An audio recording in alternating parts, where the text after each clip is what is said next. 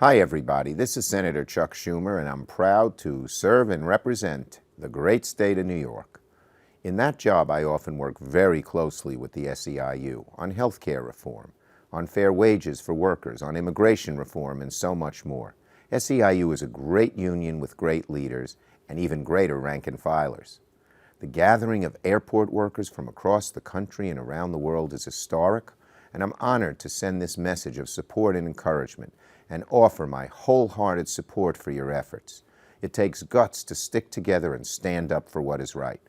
Every worker deserves a fair wage and decent benefits, and if you work hard, you should be out of poverty. You should be able to live a life of dignity. But too many at the airports are working for poverty wages while the industry makes record profits. Too many are working without adequate benefits or sick leave, without a voice on the job. This isn't right.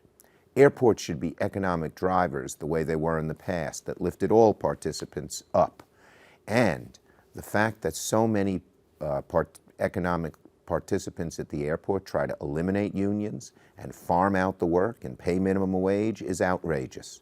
So I've stood with SEIU when it called for the right to represent airport workers. I've stood with SEIU when it called for an increase in the base wage, which we then won a week later.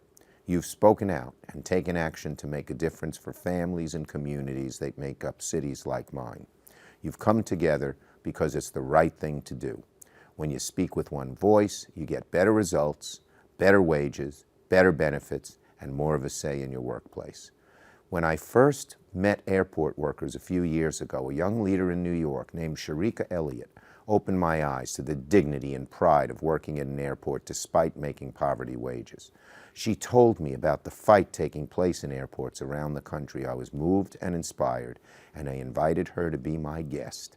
You're only allowed one, for the State of the Union in D.C.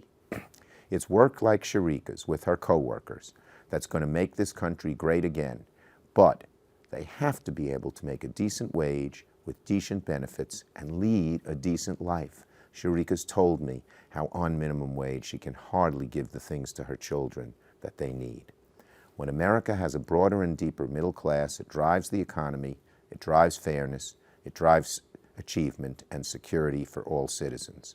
But when unions are shrinking, when the bosses, the companies try to get rid of unions and farm out work, and our struggling working families are paid less and have threadbare benefits, the opposite is true and America's worst off. So, I'm proud to stand with you.